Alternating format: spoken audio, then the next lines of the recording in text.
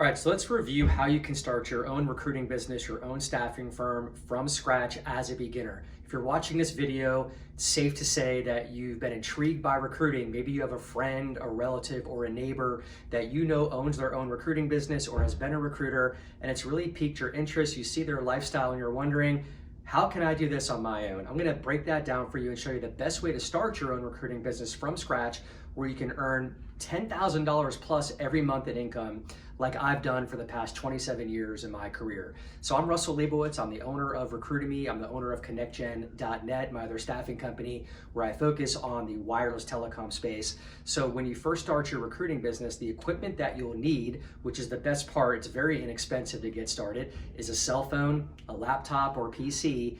And I would recommend having a few monitors because you're going to be toggling between LinkedIn, resumes, and Word, and your email.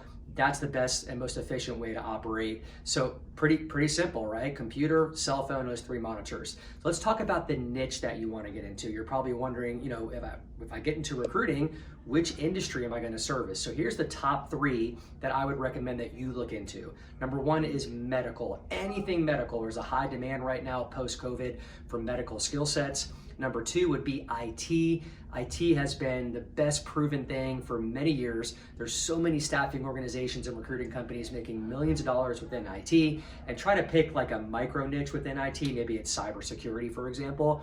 That's a great industry to get into. And number three, because of the supply chain being so at risk right now, warehouse and light industrial is a phenomenal booming industry. There are so many jobs available, high demand for hiring good skill sets there, which means when you call on those companies, they're gonna need you, they're gonna need a recruiter, and you can start earning some money. All right, so let's jump into the different billing structures. How am I gonna bill when I get my first client? And the way you'll do that is the traditional headhunting, where you charge a direct hire fee. That's where I'd like for you to start. You can charge 25, maybe 20 or 30% of the person's salary. So if you place a project manager with one of these companies, you're gonna pitch 20%, for example, for maybe $100,000 salary skill set, and you'll make $20,000, okay? So when you get that $20,000, we're gonna reinvest it into contract staffing, which is the second type of billing structure within recruiting. So temp to hire, try before you buy, you may have heard of this.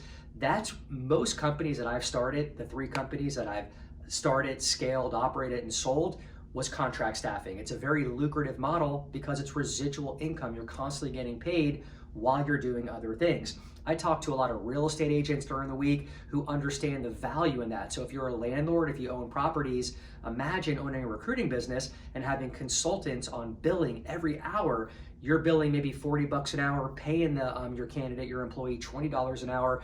There's a $20 spread there that you're making every hour. So that really builds up, builds momentum, builds income, and it's a very sellable model if you want to exit your company down the road. All right, so the third one is Engage Search, which I love.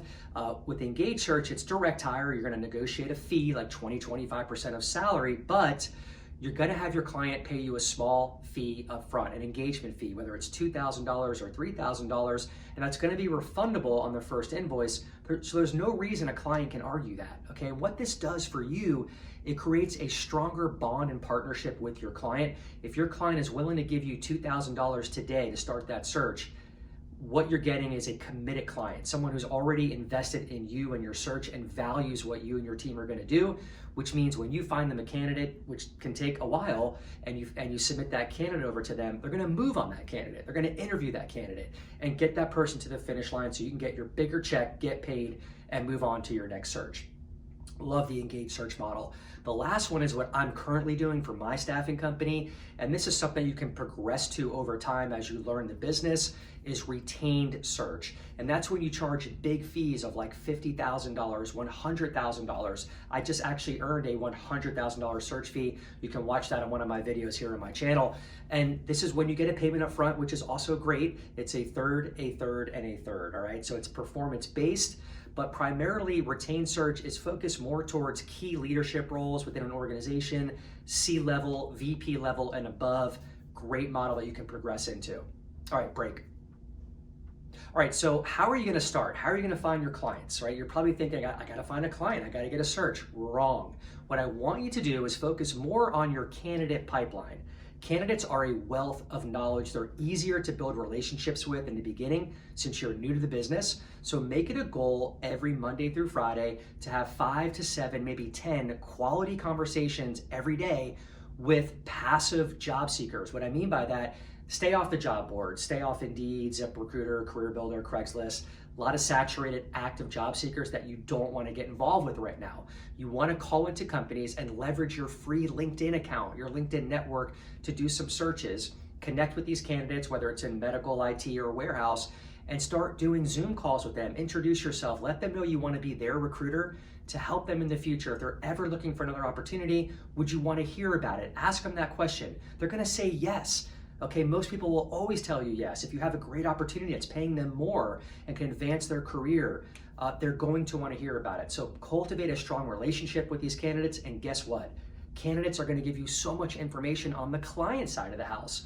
So candidates will know which hiring managers are hiring within their organization, which ones use staffing companies, which one use contract employees. So much to glean and gain from building candidate relationships. So start there, build your candidate pipeline. Every great successful recruiter in the world has a strong, sustainable candidate pipeline in their CRM. That's where you should start. Hope that helps, guys.